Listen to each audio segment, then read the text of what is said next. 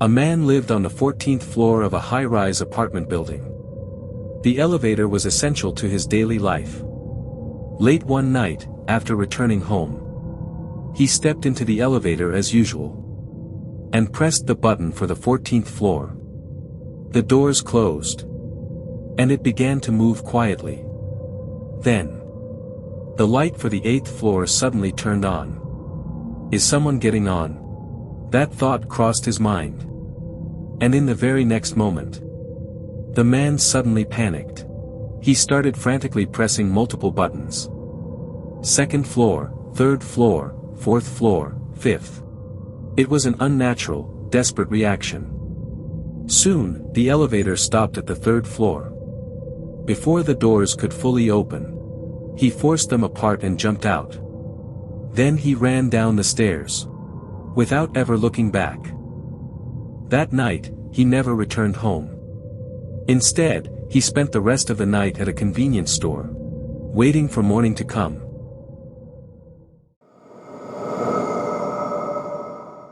This story belongs to a Japanese horror category known as stories that become scary once you understand them. At first, it seems like a normal situation, but once you notice the detail, everything changes. The key lies in how elevator buttons work. Normally, pressing a button from outside the elevator does not light up the floor button inside. The button inside only lights up when it is pressed from within the elevator itself. Which means, the moment that 8th floor button lit up, it wasn't because someone called the elevator from outside. It means something inside the elevator pressed it. And that's the truly terrifying part. By the time he realized it, that something was already inside the small, enclosed space with him, riding the elevator together. And he didn't even notice it at first. That's why he desperately pressed other floor buttons, trying to escape before reaching the 8th floor.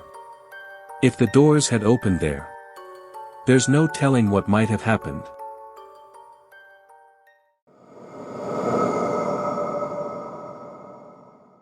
Late at night, a man was waiting for the elevator, on his way out to a convenience store. When the doors opened, there was already someone inside. A man wearing a hat pulled low over his face. He looked unsettling. But the man didn't think much of it. Guess I'm not the only one going out this late. He stepped into the elevator.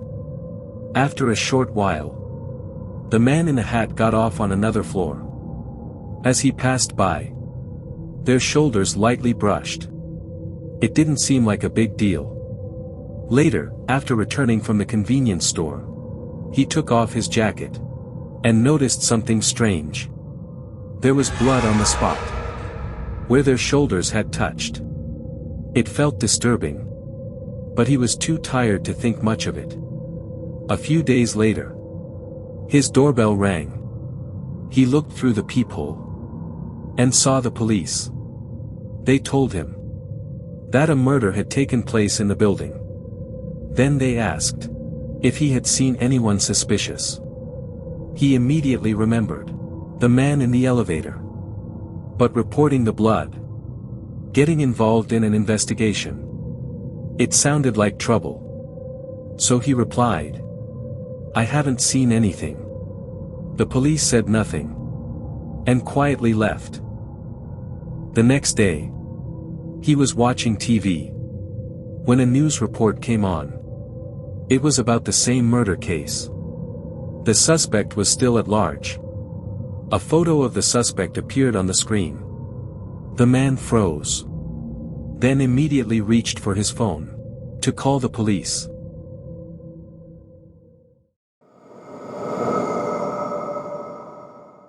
This story is said to be based on a real experience told by a well-known Japanese celebrity, and it has been shared on television. The key point lies in the identity of the police. The person who appeared at the door was not a real officer.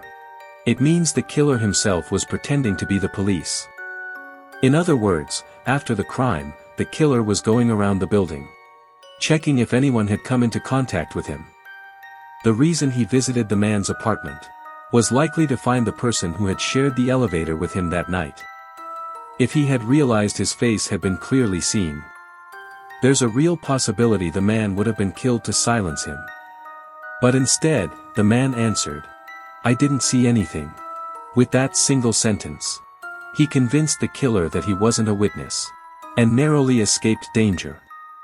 A casual lie became the difference between life and death.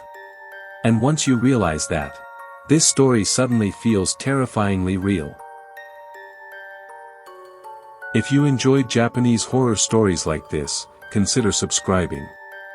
And if this story gave you chills, leave a like.